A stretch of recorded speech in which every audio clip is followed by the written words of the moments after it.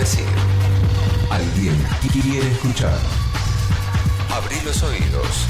Vas a escuchar una entrevista de otro siglo.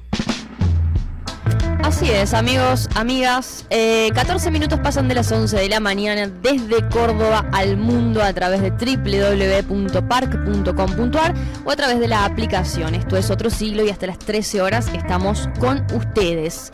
Y vamos a recibir a una invitada, vamos a conversar. Antes los pongo un poco en contexto. Existe un proyecto de comunicación pública de la ciencia que se llama Sociograma y que tiene por objetivo, a través de infografías en la red social de Instagram, dar a conocer investigaciones que se hacen hacia adentro de las academias, ¿no? Principalmente, ¿no? De equipos de investigadores de las ciencias sociales. Hace muy poquito salió un infograma, digamos, una infografía sobre policías, prostitutas y el trabajo en las calles, ¿no? ¿Cómo se da esa relación? Bueno, la base de esta infografía, de este infograma, tiene como, justamente como base, una investigación que realizaron Cristiana Schettini, Julia Bachiega y Rocío Caldentey. En esta oportunidad estamos conectadas con Rocío, que es egresada de la carrera de Historia de la Facultad de Filosofía y Letras de la UBA, magíster en Investigación Histórica por la Universidad de San Andrés y archivista, coordinadora del Departamento de Documentos Fotográficos de Archivo General de la Nación. Tremendo laburo, me imagino, el que debe tener Rocío, a quien le doy la bienvenida en este momento a Otro Siglo. Rocío, ¿cómo estás? Bueno, muy bien y en primer lugar gracias por la invitación. Por favor, un placer. Me encanta conversar con gente que viene pensando cuestiones que, si bien tiene una perspectiva histórica, ya me contarás mejor, pero que sirve muchísimo para entender el presente y ciertas dinámicas. ¿Querés contarnos, sobre esta investigación? Sí, te cuento un poco. En realidad esta investigación viene como a resumir un poco un trabajo que viene desde hace muchos años, por lo menos en mi caso desde hace 10 años aproximadamente, de investigación historiográfica que tiene que ver con una corriente que en historia llamamos la historia social del trabajo. Y lo que nos interesaba con Cristiana y con Julia, Cristiana es una historiadora que sus primeras investigaciones las hizo en Brasil, ella es brasilera, y después se vino a vivir a la Argentina y, digamos, amplió sus investigaciones al área de la Ciudad de Buenos Aires. Julia también es historiadora y ella se ha dedicado sobre todo a cuestiones vinculadas a la aplicación de la ley Palacios, el trabajo sexual en la provincia de Buenos Aires. Y en diálogos, digamos, frecuentes que teníamos entre las tres, surgió esta posibilidad de hacer como una especie de resumen de lo que nosotros veníamos viendo, sobre todo a fines del siglo XIX, principios del siglo XX, en torno a esto que tenía que ver con, por un lado, el trabajo sexual, entendido el trabajo sexual dentro de una gama más amplia de trabajo de los sectores populares, de las mujeres, de los pertenecientes a los sectores populares, pero en este caso, en particular, en relación con la policía, ¿no? Y tratando de construir un poco algunos sentidos comunes que se construyeron a lo largo del tiempo, que básicamente ubicaban a la policía únicamente como un agente de represión y coerción sobre estas mujeres que ejercían el trabajo sexual. Sí, que ejercían y que ejercen, digo, actualmente también, ¿no? Pensándolo un poco en el presente, digo, desde diferentes organizaciones, pienso AMAR, por ejemplo, que es la más representativa, cada vez que, digo, se menciona a la policía o de algún modo, digo, o esa atención es en esa dirección que vos mencionabas que justamente les interesaba ampliar, ¿no? Bien, no tiene que ver, digamos, nuestro texto no va en la idea de que la policía no policía no ejerce violencia y no reprime, sino complejizar un poco más esto, porque si no la perspectiva que se tiene, y obviamente está en diálogo, digamos, con los problemas actuales, o sea, es indiscutible eso, lo que nosotros queremos profundizar es, bueno, si hubiese solo violencia, no se desarrollarían las relaciones como se desarrollan. Entonces, hay violencia, pero ¿qué más hay? ¿Qué es lo que permite que eso siga funcionando? ¿Y cómo fue que a lo largo del tiempo y las distintas coyunturas eso fue cambiando, ¿no? Porque si no pareciera como una historia lineal en donde siempre fue igual y la proyección es que siempre va a ser igual. Entonces, a lo que nosotros nos interesaba era como recuperar determinadas coyunturas en donde pudiéramos ver la especificidad de los conflictos y esto, digamos, cómo se articulaba en esos casos particulares la relación entre la policía y las prostitutas, básicamente, y qué otros poderes estaban en ese mismo contexto operando y qué características específicas adoptó ese vínculo en ese momento. Por ejemplo, hay una parte del texto de nuestra investigación en donde Cristiana aborda los comienzos, digamos, de la instauración de la autoridad municipal y qué relación hubo entre la municipalidad y la policía. Una relación que en principio uno podría pensar de que, bueno, la policía funcionó básicamente como el brazo armado de la municipalidad, y no fue así. Hubo muchos conflictos entre los distintos tipos de autoridades, cuestión que seguimos viendo hasta la actualidad, ¿no? O sea, conflictos al interior de la policía, conflictos entre la policía y el Poder Judicial, entre la policía y las autoridades jurisdiccionales. No es una relación armoniosa, digamos, a eso vamos, ¿no?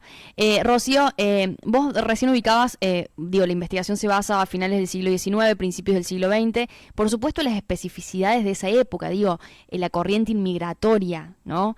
La dinámica del puerto de Buenos Aires, ¿cómo se insertaba ahí la prostitución o el trabajo sexual y en qué términos era considerado, no en términos de ilegalidad, en términos de legalidad, en términos legítimos, no legítimos? La historia un poco de la prostitución está marcada por una cronología que tiene que ver con la reglamentación. En la ciudad de Buenos Aires y en otras ciudades, como por ejemplo Rosario, Montevideo, existió un sistema reglamentario de la prostitución que básicamente consistía en que había una regulación municipal del ejercicio de la prostitución que estaba atado a las casas de prostitución, o a las casas de tolerancia como se conocían en ese momento. Entonces, el circuito básicamente era el mismo. Una mujer que digamos, quería trabajar de prostituta se tenía que inscribir y estaba, digamos, contenida por ese sistema en donde se tenía, digamos, se tenía que prestar a revisaciones, tenía que aceptar que la municipalidad y que la policía tuviese un control bastante fino sobre sus movimientos, o sea, había mucho peso sobre que las mujeres no se movieran de un lugar a otro. Ya para la década del 30, el consenso que había sobre este sistema reglamentado empieza a mostrar rajaduras por todos lados y se empieza a construir un consenso más abolicionista, si se quiere. Y ya con la ley de profilaxis social del 36 se decide que el sistema reglamentario debía finalizar porque no estaba colaborando en nada, básicamente. Es decir, no solo era muy difícil que las mujeres aceptaran este sistema, y había mucha prostitución clandestina, es decir, prostitución por fuera de las casas de tolerancia, sino que también toda la bajada de la eugenesia con respecto a la pureza de la raza y mantener y mejorar la raza, también había decantado en que se acusara a estas mujeres prostitutas de degenerar la raza. Claro. Entonces, en ese momento hay como se construye otro consenso más abolicionista y se decide que el sistema reglamentario se termine. ¿Esto qué quiere decir? ¿Que se prohíbe la prostitución? No, no se prohíbe la prostitución. Entonces, digamos, sí se aparta la municipalidad del control, pero la policía empieza a tener un rol más presente en el sentido de que se construyen ciertas figuras consolidadas en los edictos, que son las que finalmente terminan ejerciendo coerción sobre el trabajo de estas mujeres. Claro, es decir, el ente que regulaba la prostitución era estatal en términos de la municipalidad, por ejemplo. Sí. Cuando sale de ese circuito, la policía de manera paraestatal empieza a regular y a organizar el comercio sexual. Sí, siempre la policía tuvo un rol, más o menos presente de acuerdo a la coyuntura, ¿no? Pero sí, digamos que el corrimiento de la municipalidad lo que termina facilitando es que figuras tan evasivas o poco consistentes como la de escándalo público, que era uno de los edictos por los cuales detenían a las mujeres, adoptaran también, de acuerdo a la coyuntura, mayor peso. Entonces, por ejemplo, vos, ¿cómo definirías el escándalo? Eso es muy subjetivo, Total. ¿no? Entonces ahí también entraba a jugar mucho las subjetividades de los propios agentes policiales y cuánto conocían o no a las mujeres que trabajaban en la calle, Bueno, y ¿no? Y ahí, ni hablar del factor moral. totalmente, bueno, después ya más avanzado en la década del 60 empezamos a ver que son esos edictos los mismos que terminan reprimiendo a la comunidad homosexual, a las personas que decidían trasvestirse. Termina siendo como los edictos terminan siendo una caja de herramientas para la policía para ejercer poder arbitrario sobre la población. Rocío, en la infografía de Sociograma aparece algo también que es, creo que es la palabra afecto, amor, digo, no sé, como ahí otra variante entre la policía, entre las prostitutas, digo, y me parece que ahí es un punto interesante para seguir complejizando este tema, ¿no? Y sacarlo del blanco y negro.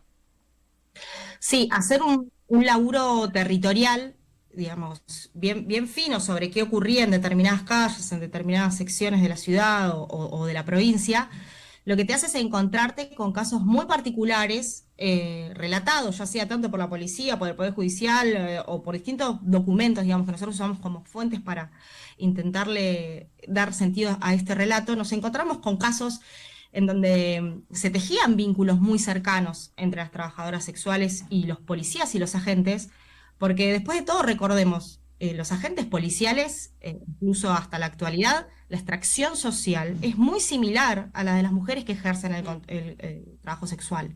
Entonces ya ahí hay un código común, si se quiere, de pertenencia, de extracción social, que existe y no se puede negar. Entonces, recuerdo, ahora no recuerdo bien en qué año había sido, pero por ejemplo, Cristina había encontrado un caso en donde la prostituta le prestaba plata al policía para que se pudiera comprar un piloto para poder ejercer el trabajo, porque la policía, en donde cobraba muy poca plata, no les daban ni siquiera los elementos necesarios para poder trabajar en la calle. Entonces, eso también. Y la cotidianidad, ¿no? Es las mujeres que trabajaban en la calle o que trataban de reclutar a sus clientes en la calle, generalmente frecuentaban los mismos lugares hasta que por una cuestión u otra se tenían que desplazar, y eso hacía que siempre se tuvieran que enfrentar con los mismos policías y con los mismos agentes.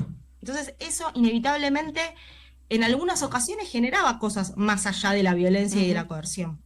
Sí, de la violencia, de la coerción y de también, digo, claro, es lo que vos decís, ¿no? Vienen de un extracto social muy similar, códigos compartidos, simbólicamente, digo, hay ahí como una suerte de conexión, ¿no? Y también, nada, digo, el prejuicio, ¿no? Como una cosa ahí de toda esa carga moral de la que seguramente más adelante, en los 60, en los 70, fueron víctimas de la sociedad, digamos, básicamente. Y después pienso en esto, que son relatos muy actuales y muy, digamos, sabidos, que bueno, que es de ese comercio sexual la coima, ¿no? Para que las dejen laburar en la calle. Es que por eso también nos interesaba mucho hacer énfasis en esto de la policía como parte de los sujetos que organizan el comercio sexual.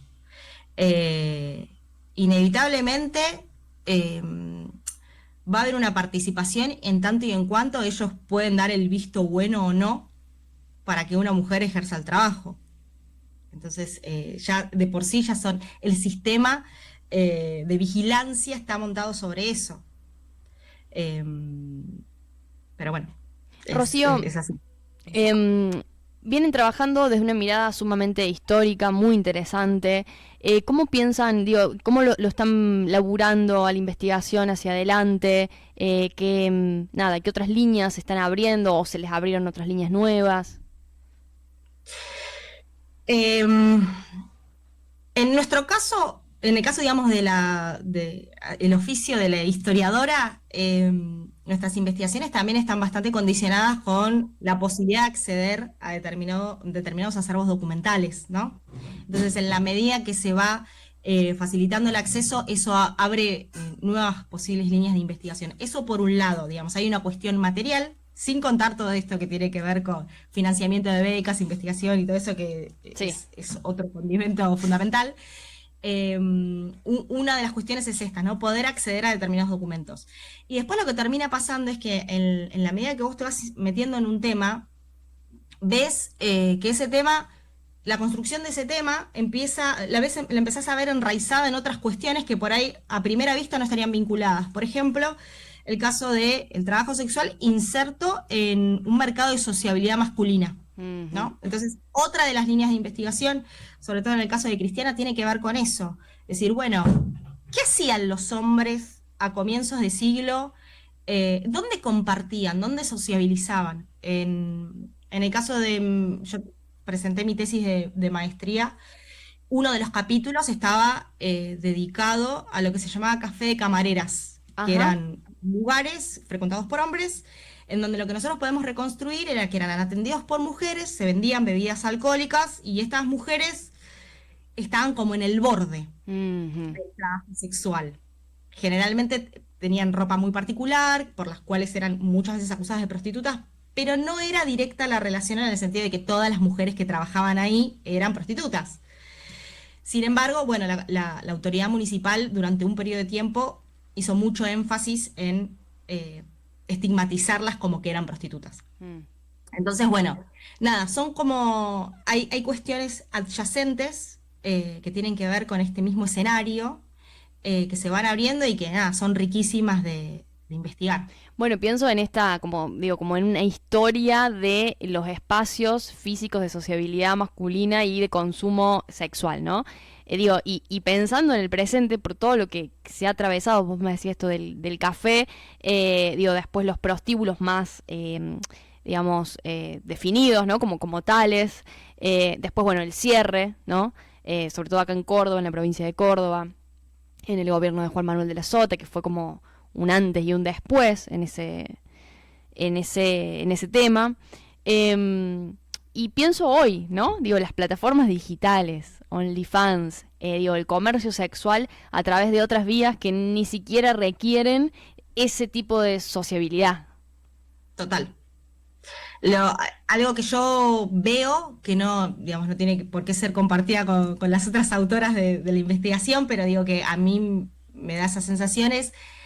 Mientras más te corres de la ciudad, la prostitución está menos aislada, sí, está más integrada con la sociedad, en el sentido de que fulanito en tal lugar, sí, sabemos que ejerce el comercio sexual, y se sabe, y todos van ahí. En el caso de la ciudad, de un tiempo a esta parte, lo que yo noto es como una especie de aislamiento, ¿no? Bueno, la idea esta de los departamentos en donde se ejerce la prostitución, que son departamentos que, bueno, son muchas veces los lugares que finalmente figuran en las causas contra, digamos, contra explotación y contra trata, son estos departamentos que a veces incluso son como subalquilados para el ejercicio del comercio sexual.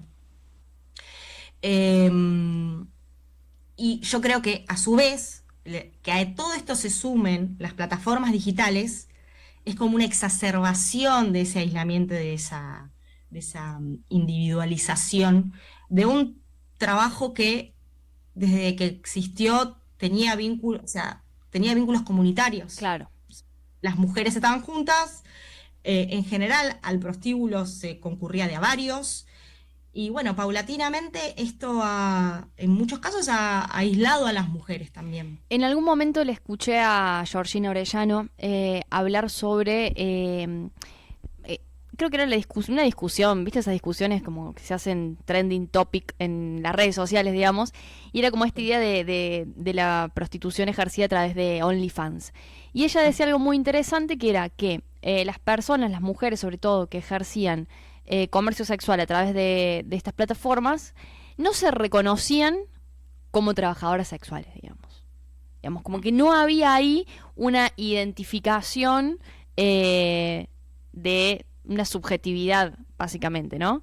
Que están como absolutamente despegadas de esa identidad y de asumirse como tales, ¿no? Y eso ella lo veía como algo bastante peligroso en vistas a una unidad de las mujeres y a conseguir una ley que regule el trabajo sexual. Sí.